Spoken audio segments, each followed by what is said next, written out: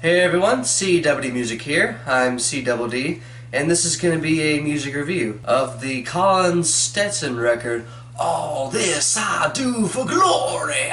This is the latest full-length album of multi-instrumentalist, saxophone, weirdo extraordinaire Colin Stetson. Colin Stetson's been around for quite a while now, more so on the front of being a collaborator with numerous artists like Tom Waits, Animal Collective, Arcade Fire, Bad Bad Not Good most recently. But he's also known for his solo career, in which case he is doing a lot of weird things with just one or two, maybe just three instruments, some of them simultaneously. Colin Stetson takes the idea of multi-instrumentalism to a whole other level, able to play more than just one saxophone at the same time through the power of circular breathing. It's not really a new thing per se. There have been plenty of jazz musicians in the past that have been able to do the same thing. But the level of experimentalism that Colin Stetson takes with this sort of thing is kind of peculiar. He goes all out and explores a lot of possibilities that can be made with just the saxophone. Not only is he doing circular breathing to make it sound like he's playing one instrument for an eternity, he's also doing some interesting things. There's just a lot of ways where he's able to make not just at regular wind sounds, but he's also creating percussion sounds by miking the little keypads as well. And Lord knows what else he's doing to the damn thing, but he's doing a lot of interesting things within that realm. Whether it's an album like New History Warfare 2 Judges, or the album he dropped a couple years ago with Sarah Newfield, Never Were the Way She Was. So now we have a new album from Colin Stetson called All This I Do for Glory.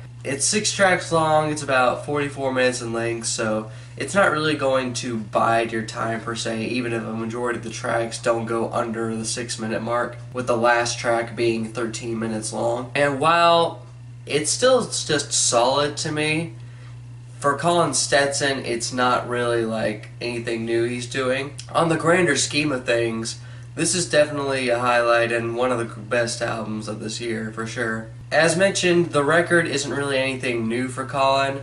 You're getting all these nice, wacky arpeggios going all throughout. That's just soaring all throughout like a flock of crows or eagles or something like that. The keypads are making percussive noises here.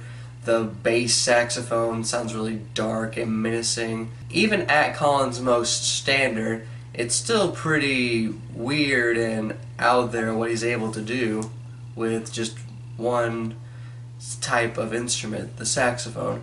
Take a track like All This I Do for Glory, the opening track as well as the title track to this record. He's taking the rhythm of this one single passage coming from a bass sax along with what I can only assume is like a really weird and kind of fuzzed out tenor sax, and able to create like a very haunting atmosphere with that. What is then added to this is the keypads sounding like they're legitimate hand clapping, or a track like Between Water and Wind where it just sounds like it's nothing but just keypad pressing and not a lot in terms of like actual saxophone noises. Or a track like Spindrift or like Wolves in the Fold where it sounds like he's going out in the distance somewhere with the implementation of the circular breathing.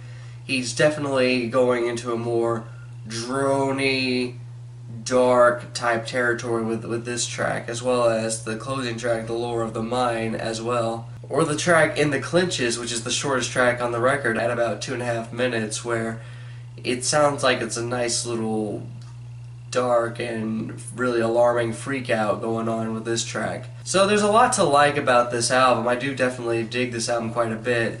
My issues though, apart from maybe a couple of tracks like In the Clinches, which is a little too short, and The Lure of the Mind, which it doesn't really fully justify being 13 minutes in length, I still feel like that there's territory that Colin Stetson could explore with his experimentalism with the saxophone. As much as I do dig this record, I do feel like that this is kind of brief for me. Not only that, but it's a little too safe for Colin Stetson's own good. I've heard stuff like this from him already. I've actually heard some other equally weird stuff from other artists entirely. But even then, in the context of everyone else, there's really no one else that's doing what Colin Stetson does the way Colin Stetson does it. So if you are looking for a particularly weird and particularly out there saxophone, Baroque type record, then you should definitely give this a try because it's definitely up your alley. This album is a solid +2 out of +3. Yeah, I definitely like this record a lot. I definitely will keep returning to it, and I will definitely see this as a highlight for the year.